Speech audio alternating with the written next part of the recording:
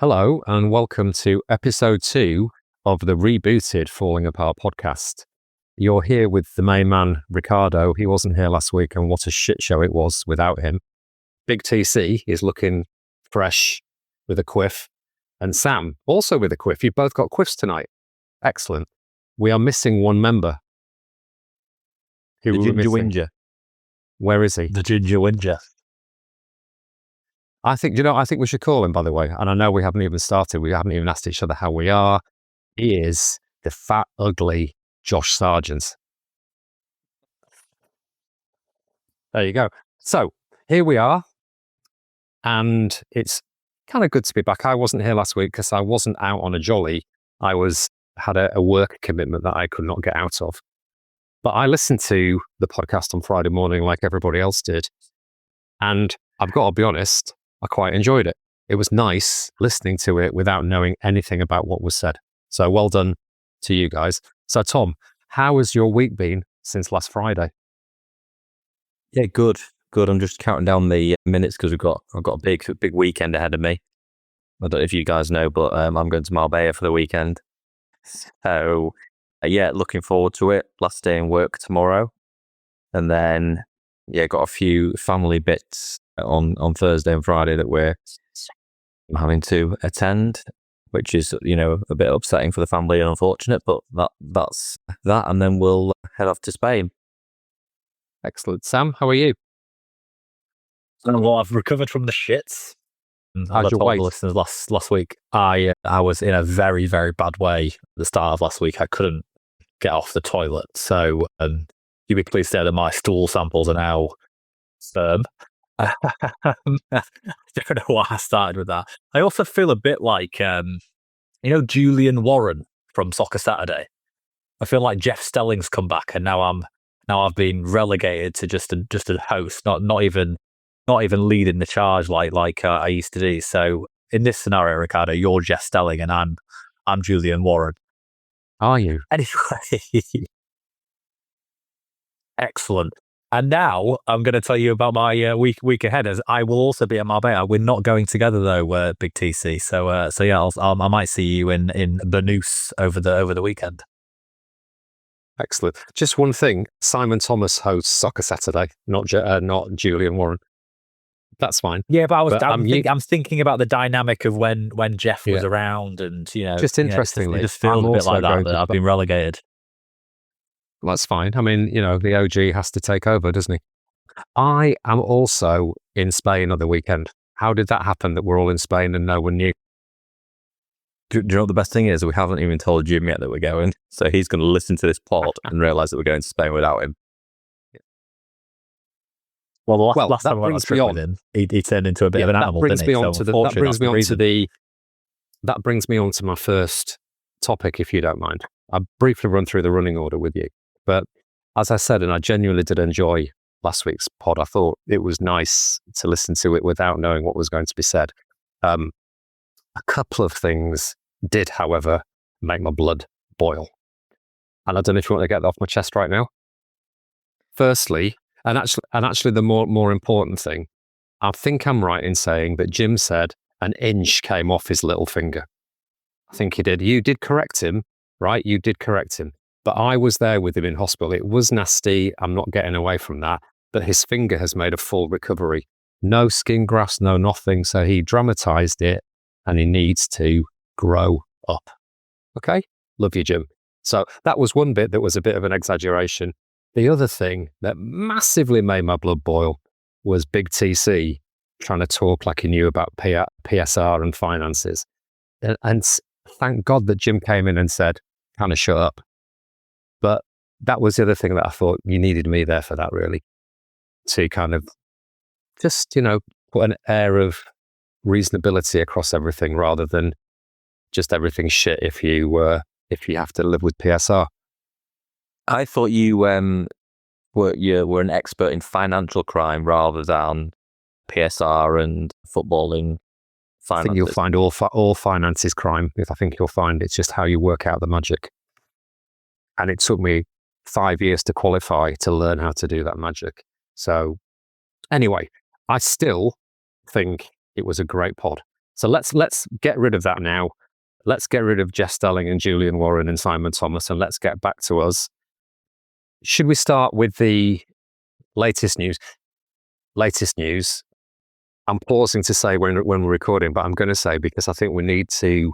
It's hot off the press. We're recording on Tuesday evening, and today, 2 things have been announced from the club, which I think it'd be nice to talk about if we're talking about Leeds now. Firstly, the drawn-out signing of the new left-back,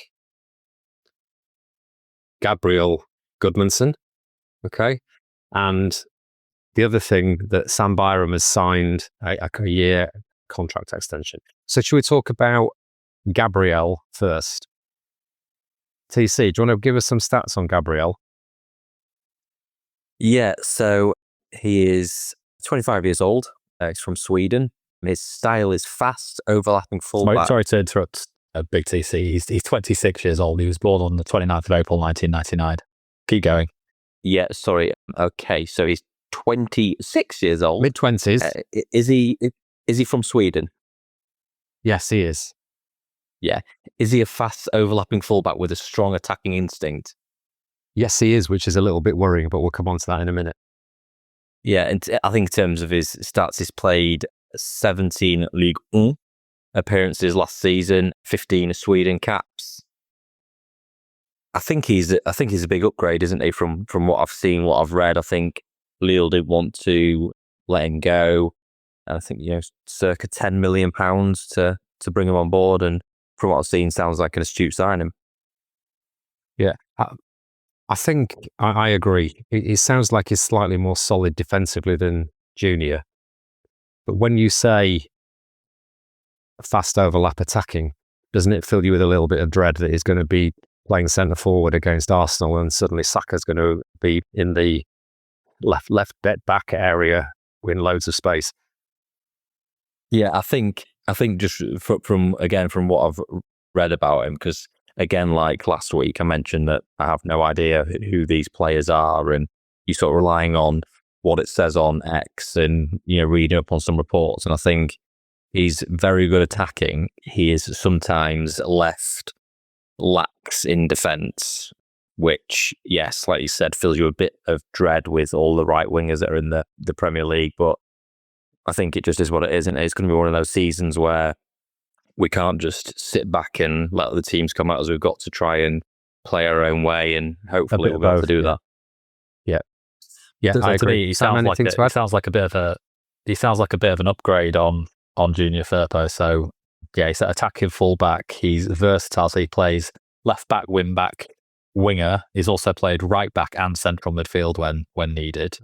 Has he played centre forward? He maintains high work rate, offering covering over 10 kilometres per match. And it says on my sources, Big TC, he's got defensive reliability, so he's noted for his positional intelligence and composure under pressure, rarely caught out of position, effective in build-up phases, and solid in 1v1 defending. Well, I think your source is the same as mine, and he's and this gentleman or female has provided me with a tactical note and said his pace will help Leeds stretch the pitch and provide overloads down the left. Needs to tighten up defensively, but a big step up over recent options. But then Lille boasted the second best defensive record in Ligue 1 last season. So, which is good. Yeah, I'm guessing behind PSG. 2 goals, 2 assists. So yeah, I think he sounds like a good signing. Not giving me, I said last week that I think we're going to get relegated, and I'm still in that camp. So it's not the exciting signing that I need. I need a Rafinha to come in to give me confidence that we've got a chance of staying up in this division. Yeah, and as we said, we just need Victor Orta to come back for a secondment, and we can make that happen. Yeah, correct. I think the big news of this pod is that we are advocating for Victor Orta to come back, and that is why nobody fucking listens to us. Excellent. Is it a coincidence that I'm going to take Mecha out of the equation at the moment, that it feels like, do you think that we now have the defensive unit except the goalkeeper sorted? We've got Bogle, Goodmanson, now Byram is staying for a year, obviously as backup. You've got Pascal who can play left back if necessary. You've got Biol, Rodon, and Seb. I can't remember what his surname is. I can't pronounce it. So it feels like and then you've got Ampadu who can also drop back if necessary. It seems like that defensive unit, outfield players, is sorted. Do you agree? Yeah, I think so. The only thing that I'd say is it's a question of whether we'll keep, because you've got to think there. Beal and Rodon are the starting two. Will Pask stay and be that squad player is the question, or like we referred to last episode, will we cash in on him so that we can then go and reinvest more significantly in players? Yeah. Well, that's where we come to talk about PSR. Maybe we'll do that in a little bit. So we'll come on to that in a bit. So, do you feel like we're now sorted? And how do you feel about the strength of our defensive unit? It's really hard, and I know Sam mentioned a bit underwhelming, but I think that there's no real centre half or defensive players that you'd go out and get, and it'd make you feel excited about a player. And also, they're all unknown, aren't they? None of them have played in the Premier League. They've obviously been capped internationally, which is obviously a positive sign. And Gudmundsson's, Sweden's left back, who is his first choice. So you would say, in terms of how much we've spent on these players, the Champions League experience that they've had, and the first team football that they've had, that they're going to be able to cut it. But obviously, we know that the Premier League is a different animal, and whether they can cut it in the Premier League is a question that we'll wait to see be answered. I think I said last week, it's a good side of intent though in terms of recruiting defensively first. Because when we had Bielsa, I think I said, who was the first few signings? Was Helder Costa, very uninspiring, and a couple of other permanent loan deals. So it does feel like these are a good statement of intent to say we want to shore up defensively. We now need to go and buy a striker, because I'm worried that we're going to try and shut up shop and do the Sam Allardyce style of football versus going out and trying to win games like we did under Bielsa. It's difficult to say. We don't really know any of these players, do we? So it's going to be interesting to see how they. I think what's interesting, and I'm sure all Leeds fans are like this. Up until about 3 weeks ago, we'd never heard of Beal. We'd never heard of Seb. Jim has, to be fair, the Ginger Whinger has heard of all these players, been tracking them for many years, he keeps telling us. Joseph also, from playing FIFA, has heard of them. However, they are Matteo Joseph, they are now, everyone thinks they know them really well, and it's like they're their whole life, aren't they? They're all big units, apart from Gudmundsson, who's only 5'11", to be totally honest. That's one thing that we should say. So I have written down here on my little notes, apart from saying we're sorted for defence, my concern is, I'm going to go back a stage. What we heard was that Leeds have done a lot of data analysis in the background, haven't they, for a long time? And Seb they spoke to him in January, didn't they? Did you speak about Seb on last week's podcast? I apologise if we didn't.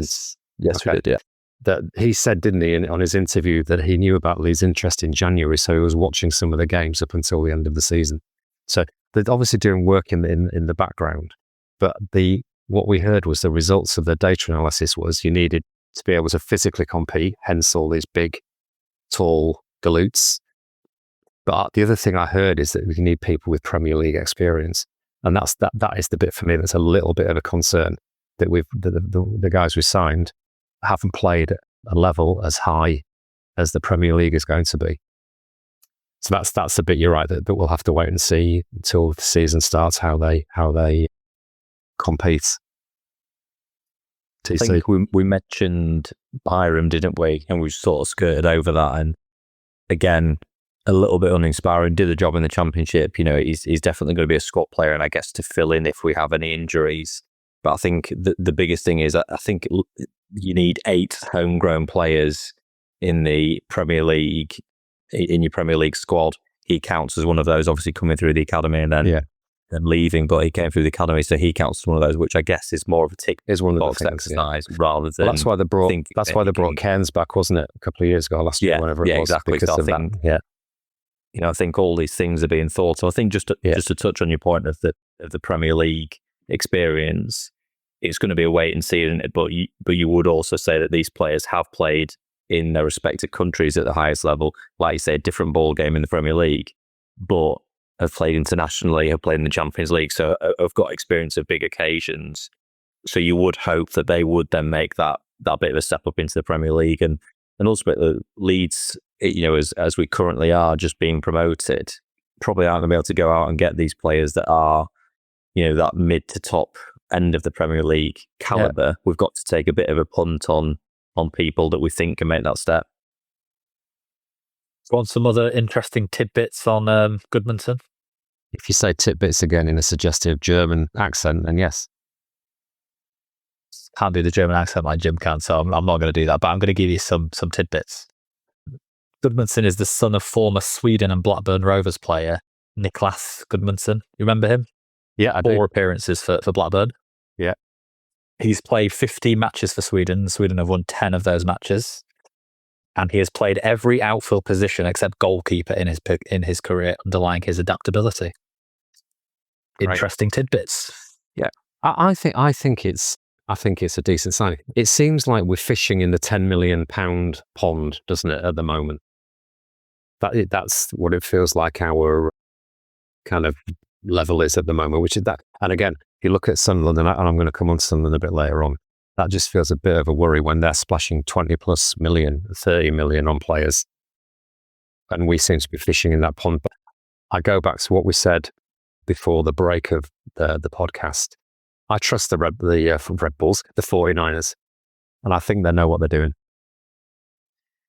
I think one thing that I would say just on the Sunderland point is, does this have waves of what Leeds did when they got promoted in terms of a Brendan Aronson, in terms of those players which you go in, well, we need to sign some players, we need to be seen to be ambitious. And yes, the players Leeds have been linked with, but I think probably the price tag has put Leeds off because they're thinking we can't be in the same situation as we were when we bought these players, and now we're in PSR constraints because of they haven't achieved the value that they should have achieved. Yeah, Brendan Aronson, what's your worth in today's market? 10 million max. 10 max. And we paid 30 million for him. So, yeah. And I know we might as well come on to Max Verber now. And it's been, Leeds fans have been a little bit up in arms that he hasn't gone permanently to Werder Bremen. But we couldn't sell him because of what he's worth in today's market, a couple of £1 million. Currently, he owes Leeds on the books 4.75 million. So to write a loss into the books, again, I agree. PSR hero over here. Yeah, to write a loss into the books this season would mean that we couldn't go out and sign. And a player they're for also, £20 million, I don't know if it's all of it, but they're obviously getting his wages off because he'll be on Premier League wages now, won't it? 'Cause that's the thing about getting promoted. A lot of the salaries will have gone up, so I think it's a smart move, and he's never going to play for Leeds again. He'll go out at some point, won't he, and disappear. I think what I read is that they're going to loan him this season, and then if Werder Bremen want to keep him for 2 million, they can sell him at that price because then it'll be a net effect on what he owes. Break-even point, yeah. Okay, right. I've got a couple of other things, which is there's been some rumours or links to goalkeepers over the past week. There's that massive guy from an Italian team. Is it Torino? Yeah. Who did you see? Did Jim share the free kick? The free kick he took. It could be our free kick taker. I'm hoping to sign him just for that reason. I want to be away at Old Trafford, 30 yards out, and he comes and takes the free kick, scuffs it, and then Bruno Fernandes scores from the halfway line. This is Vanja Milinkovic-Savic. Yes, he is 28 years old, 6'8", Serbia international, 12 clean sheets last season, £16 million release clause. Yeah. Apparently Napoli are interested, aren't they? Apparently, that's the bit that's maybe a bit of a concern. I read today that he's got a lot of interest elsewhere, and his move wouldn't be to come to Leeds. Okay. Yeah. So I think he's one that Leeds are definitely interested in, but whether he wants to actually make that move, and I guess if the likes of Napoli are after him, to stay in Italy probably is what will happen. And champions and Champions League, last year's champions of Italy and Champions League. I guess that's why. What? And I guess it's just the modern world. But when it comes out that Leeds are interested in certain players like they were in Diarra a few weeks ago. It's a bit, I know it's quite interesting, but do you not sometimes think that he's not going to go to Leeds? He's going to go to a Europa League. Sunderland. Oh no, sorry, he's going to Sunderland. Yeah. Anyway, I think it's interesting because Leeds are going to be linked with a lot of players, and a lot of players probably are on the radar of Leeds. Diarra being one, but it's all about whether Leeds think that they're worth what the current. I like that. They know what they can spend, don't they?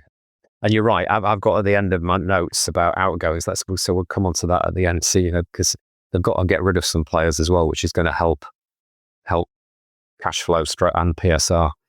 The other thing that might happen, obviously, because Newcastle are still interested in James Trafford, aren't they, at Burnley? And whether the dominoes will fall that then Nick Pope is at surplus to requirements, and that could be something which would be solid, wouldn't it, for Leeds? Premier League experience, big, and and steady. I think that'd be good. Yeah, it just feels like we also assume that Nellier is going to have to go out the door for us to get a goalkeeper in. And I assume that must be in the works somewhere, but I haven't seen really any links other than I think there was a link to Turkey, wasn't there? What we haven't seen are links to any players going out apart from Verba. Am I right? No. There's been no rumours about Gelhardt, about Greenwood, about Meslier, and loads of you're right. There's going to be one that sneaks through like a Strike, or maybe a Ramazani, or someone who was peripheral last year to get some cash back in. Strike, but again, Strike Ramazani, how much do we sign him for? 11, he was in the team. He was in the teens, wasn't he? So again, has he done enough to warrant that price tag again? So it's a question. Yeah, I don't know. Are you becoming our resident finance expert? Or is the baton being passed from Ricardo to you? I think so, because I think the problem is that Ricardo's on his way out. Well, last week I had a few phone calls from people asking if I was still alive, because Sam announced I was dead at the beginning of, which was obviously very, very, very bad timing.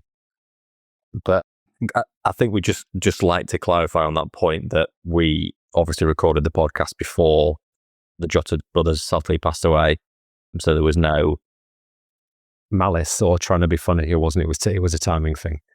Yeah, we should actually touch on that, to be absolutely serious. How absolutely horrific for everyone concerned. Yeah, it's so sad. So all of our thoughts and prayers go out to Liverpool fans and the family of Diogo and Andre. Let's leave that there, then we know because we mean that sincerely. Yeah. Should we keep going on the goalkeeper front? Yes. I've got Luca Perry. I've got two more links. Yes, we've got Lucas Perry. So he's at Lyon at the moment. He's 26. However, my sources haven't quoted his height, so I'm guessing he's not as tall as 6'8". He won't. But he's a Brazil international. Tom's camera's gone off, so he's looking. This is what happens, and the listeners won't get to see this, but we obviously can see each other. And Big TC, his camera will go off as in when he's trying to speak to ChatGPT. And then the other one is Robin Zentner, who's a goalkeeper at, I don't know if I can say that, Mainz in Germany. Yeah, Mainz in Germany. 30 years old, 7 clean sheets last season. Obviously got Bundesliga experience. He's on the shortlist. So there's quite a few goalkeepers that we're being linked with. I can confirm that Lucas Perry is 6'5.5". Oh, he's big. He's still big. He's big. He's still big. Yeah. It's not 6'8" though, is it? You want a 6'8" guy in goal there. A bald guy who looks like a bouncer, who looks like he'd absolutely beat the shit out of you if you did something slightly wrong. He looks great. Yeah. Yeah, so we need to move on that. I said they're all back at pre-season training now, aren't they? So they've got to get the hammer down a bit to kind of move things along. Can I just come on to, we've spoken about goalies, so we know we need a goalie. We've spoken about the ones that are linked. If we move into midfield for a second, there's a strong link, isn't there, to Sean Longstaff at Newcastle, which sounds like, touch wood, that's going to get over the line. And I think that would be, do you remember when we linked with Conor Gallagher and everyone was like, God, that is so fucking boring. But I think he would be great. He knows. I agree. We apparently lodged a 12 million bid. And is he out of contract next season? Next so year, he's pushing for a move because he wants Newcastle to get a bit of money. But yeah, I mean, every time I've watched him, he seems decent, doesn't he? And I think he could definitely do a job for us, got Premier League experience. So that's the type of signing I think we actually should be making, like someone who's got experience of playing in the Premier League and he's only 5'11". He's only 5'11". Okay, he's out. He's off the short list. We only can go for tall players these days. Yeah, but they're going to stretch him. They're going to stretch him. He's played 171 games. Lionel Messi. 171 games for Newcastle. So that's a lot of experience, and I think that would be a great signing. The other one who I was that there was talk about last week, because I messaged a group, didn't I, when you'd recorded and said, I hope Anton Stach was front and centre, and you said, oh, we didn't even mention him. That's something that's been on the radar, but it sounds to me like that might be a little bit of a pipe dream as well, because there's other people interested in him. But he looks like a kind of another good addition. Again, I'm going to say one other thing. It seems like we're fishing in that 10 million. I know Stach might be a little bit more pond, but we're also looking at the French and German and Italian leagues, aren't we? So are we trying to do that because they're cheaper than Prem? Is that the modus operandi?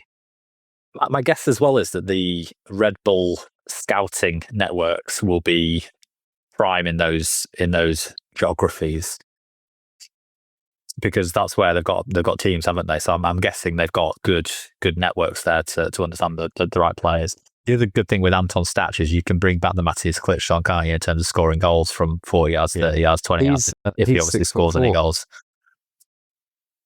He's 6'4". He's 6'4". Deal. How would that song go, Sam?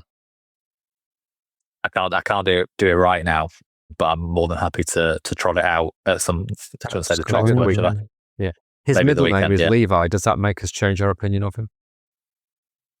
Does he like jeans? Possibly, but yeah, he's had, I think, all of his experience has been in the Bundesliga. I think he played for Mainz, and he's had 63 appearances for Hoffenheim since 2023, and 2 German caps. So again, sounds interesting. That one. I just think they need to get the foot down, because we haven't got long to go until the start of the season. I think the problem, what you don't want is that we are signing players late into the window, and the problem that we've got is, like Sam said earlier, or was it you, Ricardo? We're probably waiting for a lot of dominoes to fall in all positions. Goalkeeper, we've spoke about at length, but I would be surprised if striker was the same. We've talked about the Fulham striker at length in the last episode. Are they waiting to sign somebody so they can potentially sell him? And I imagine that we are waiting for things to happen before we can actually pull the trigger. Yeah, I've got an inside line for you on something, if you want me to tell you. Norwich have signed a striker, or about to sign a striker, so they might have a striker there who's surplus to requirements. Can I just say, if we sign Josh Sargent, the better looking version of Jim, then we are canning the podcast. Wow, part of me hopes that we sign him now. Yeah, he's got some suitors though, hasn't he? So Burnley are in for him, and Wolfsburg are in for him. So they obviously see something in him. But my question is, I'd be why would you sign? And why would you sign the second or third best striker from the Championship last year when you've got the best one? Can I just say, I was looking and thinking about this, and I think it's to do with Perot is a fantastic finisher, but I think in the Premier League you need people who are going to be able to stretch defences, work hard, physical, powerful, work hard, quick. And I think that Sargent, for all his force, fits that bill. So it wouldn't surprise me if we've looked at him or unfortunately are looking at him, but it would be very uninspiring to think that he was going to leave. Everyone would be really pissed off about that, wouldn't they? Then watch him score 20 goals in the Prem next year. Yeah, so is there anything else on rumours stroke transfers that we need to touch on? I don't think so. I think the good thing that's definitely happened in the past couple of days, like you said, we're recording on Tuesday evening, is that there seems to be a bit more going on. With Byron extension, Goodmanson signing, long stuff looks like it's close to happening. There is plenty going on, and like I say, you can imagine that Leeds are working really hard behind the scenes to make these things happen, but they're probably just waiting for other teams to make the transfers that they require to let those fringe players go. Longstaff being an example, and I think he's part of. And I know Alanga plays a different position, but Newcastle are very tight with PSR as well, so they need to sign Alanga of 55 million. They need to make some room, and Longstaff's that person. Yeah. A couple more things before we move on. So I'll go for this one first. What's going to happen with Jack Harrison? I think he's going to stay and start, is what I think. I think that that's what I think. In He fairness, has got Premier League experience. I was actually thinking as we were talking that obviously Solomon's not going to be there. Leeds needs to go out for sign a winger, and I completely forgot about Jack Harrison. Now, yeah, it's a very interesting one, isn't it? I think a lot of Leeds fans want him to go. He obviously started pretty much every game for Everton in his 2-year loan spell there. So again, he's got serious Premier League experience. I don't know what you think, Sambo. I think it will be down to the manager to decide. Great. I feel like sometimes there is it. Yeah. Can I just say, you do know the whole thing about podcasts is to give your opinion and a bit of insight. My opinion on Harrison is that the manager's going to decide if he should stay or go. Fantastic. He rehabilitated. Is that a word? I put an extra syllable in there. He rehabilitated is right. Harrison's relationship with the fans. So I think if he thinks that Harrison can cut it in the Premier League for Leeds, he will likely give him a chance and try and get the fans back on side. I know it's going to be difficult, but obviously if he gets a couple of goals in the first couple of games, the fans will love him again. Works hard. But I go back to my original point, is that this will be for the manager to decide. So I really don't think we should be speculating about it on the podcast. That's what the podcast is for. What I haven't seen, there was a picture today, wasn't there, you shared on the group of Rodon and somebody else welcoming Goodmanson. They're obviously back at training, aren't they? So I'm guessing Harrison's there. Yeah, they just haven't yet put any pictures of him on, have they? Which again, I always think that sort of speaks volumes of things. If you see like the new kit coming out and you see players in the kit, and then you see the people coming back to training, you see Tanaka and Rodon and Alex Cairns, and you saw that Ramazani, Nonto, and Nimcheka were at Silverstone at the weekend. Again, all these things that are putting on, and there's no pictures of Harrison, and there was no pictures of Verba, and no, things like that. So I think it speaks volume.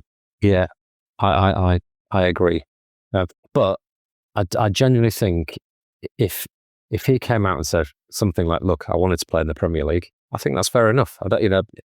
Premier League's bigger than Leeds, as we know. I wanted to play in the Premier League, but then if he works hard and he gets a couple of assists or a couple of goals, I think it'll be all will be forgiven. One interesting thing, and I'm not going to say where he lives, but his house is still for sale.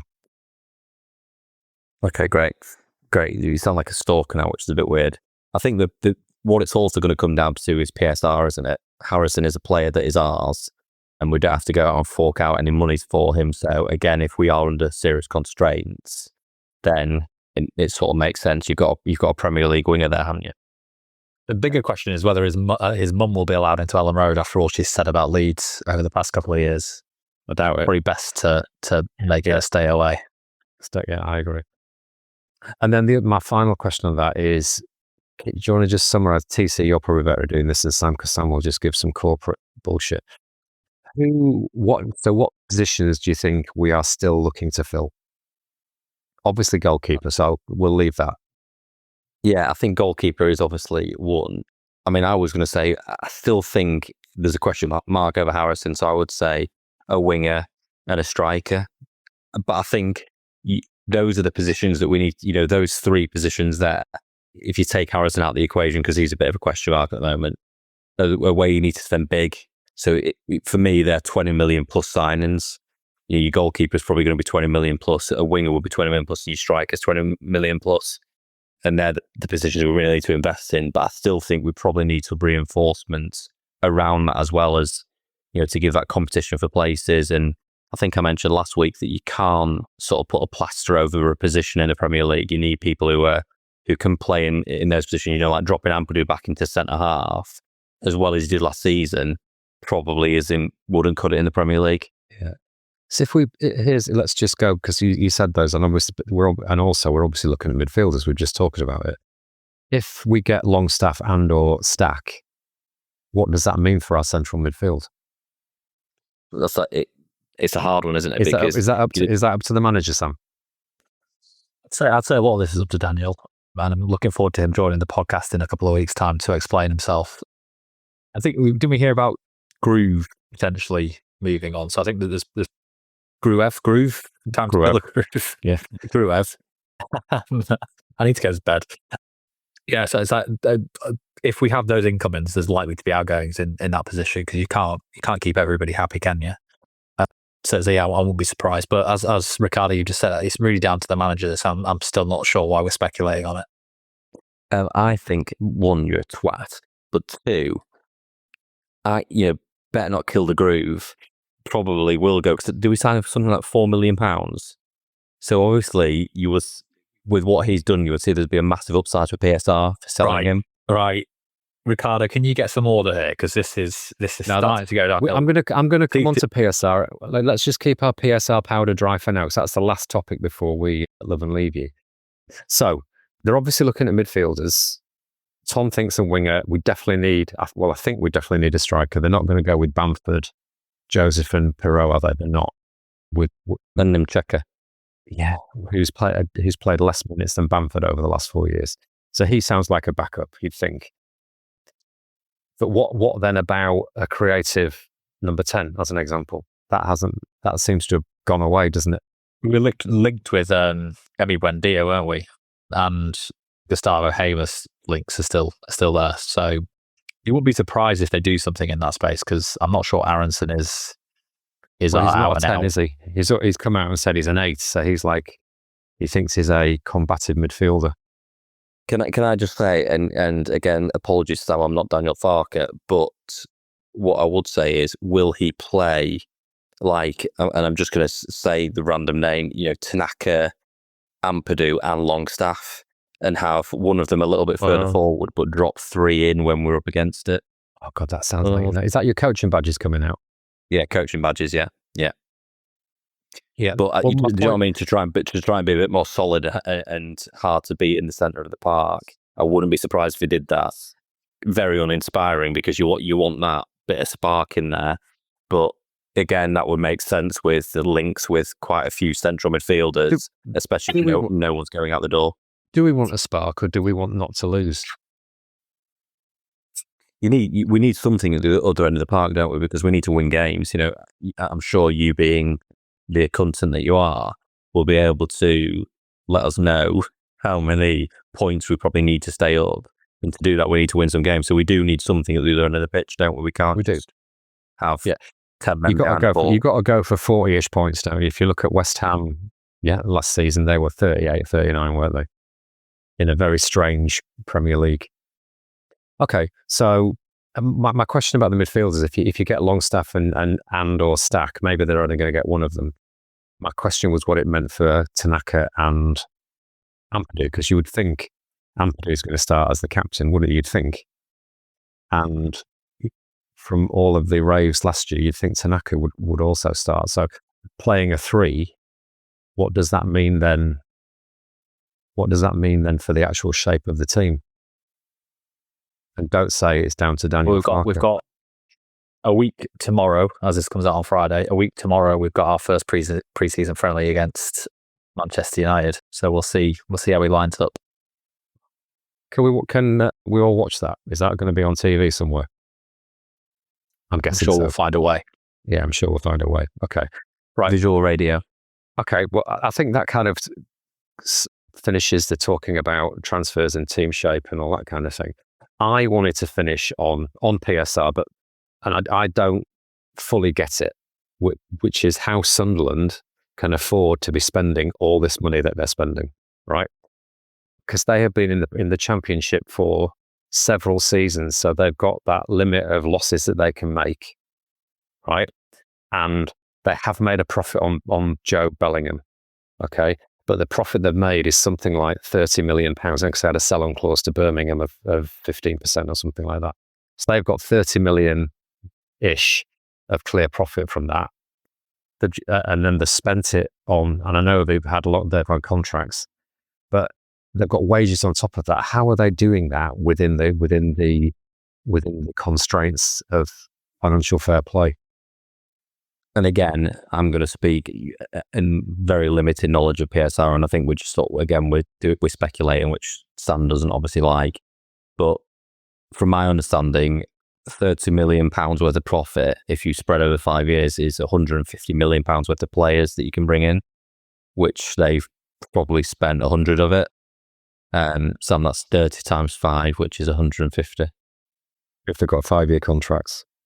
5-year contract with which all the players have signed so far are going on a 5-year contract.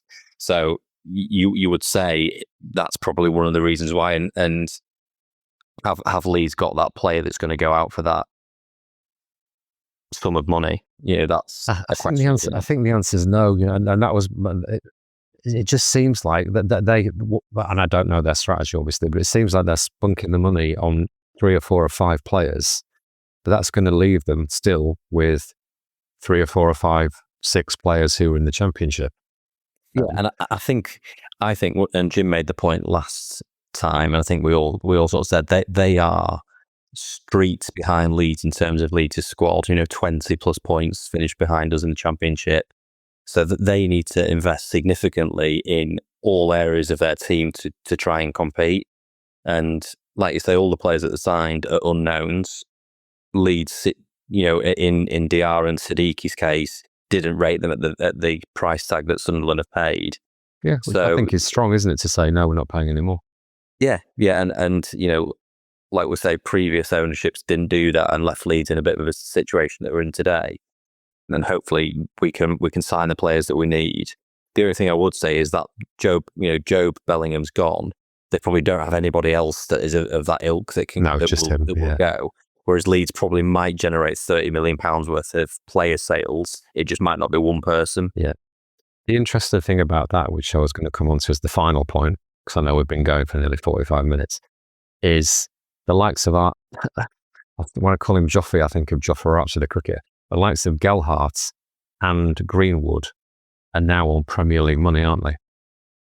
So Hull City, as an example, where Gelhardt was last season, can't afford him, can they? They can't. So the challenge is how do you get them out? Apart we could get them out on loan. Yeah, it's going to be interesting, isn't it? Because it's about their appetite to go and play, isn't it?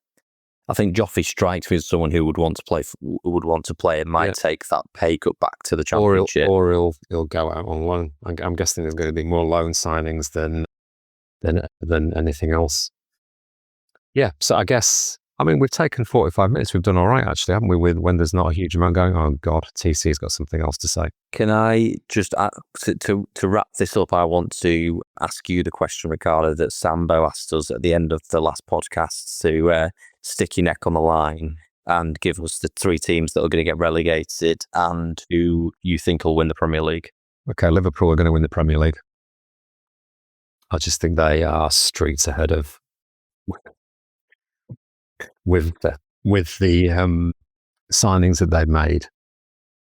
I just think they are. It just seems like Manchester City feel like they're just on a rebuild. So I think Liverpool are going to win. My other prediction for this year is that Arteta's going to get sacked before the end of the season. Well, because I think they've spent a lot of money, and I think they're going to be 3rd, maybe 4th, because I think it's going to be Liverpool, Manchester City, and then maybe Newcastle in the top 3. Relegated is really hard, isn't it? Because all the stats say it's going to be Sunderland, Burnley, and Leeds, and there's such a gap to the teams above. The West Hams, the Wolves, the Brentford now with Frank going to Tottenham. What we got to hope is the likes of Nottingham Forest was last season a freak season, and they're going to be playing in Europe. Crystal Palace are going to allegedly playing in Europe. And are they going to get drawn in? But my feeling is that it's going to be a really difficult season. And I think the 3 who came up will statistically probably go down. Sorry. Excellent. So Leeds getting relegated. That's is that what you said? Now?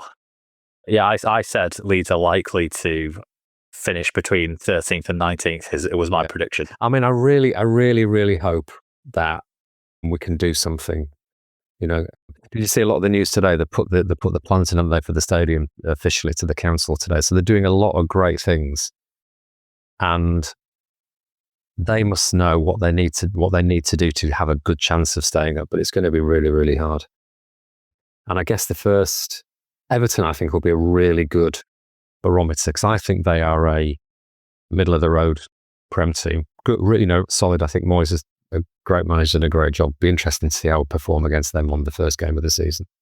I think that'll give us a little, even though in one game, a little bit of a barometer about how we're gonna go. And I can't remember the fixtures off the top of my head, but I think we've got a reasonably nice start. We could have had a lot worse a start, couldn't we? Yeah, I think the thing is, in the Premier League, there's no easy game, is there? So every game's going to be a test. That's why they're looking. Like you say, that's why they're looking for players who can physically compete. You know what I mean? If you've got a 6-foot fucking giant in goal, it gives you a better chance, doesn't it, of filling the goal. Your prediction, Ricardo, might come true as well, because our second game is against Arsenal away from home. So maybe if we go to the Emirates and cause an upset, that might get Arteta sacked. There you go. That's my feeling. I think I'm not saying I agree with it, but I think they'll be looking, with all the money they're spending, and they're looking to sign the guy from Monaco. Is it Goikares? What are you doing? Tom showing us his teeth. Yeah, he was linked to Leeds. When? In 2019? Oh, a while ago. Yeah. Seasons ago. Yeah.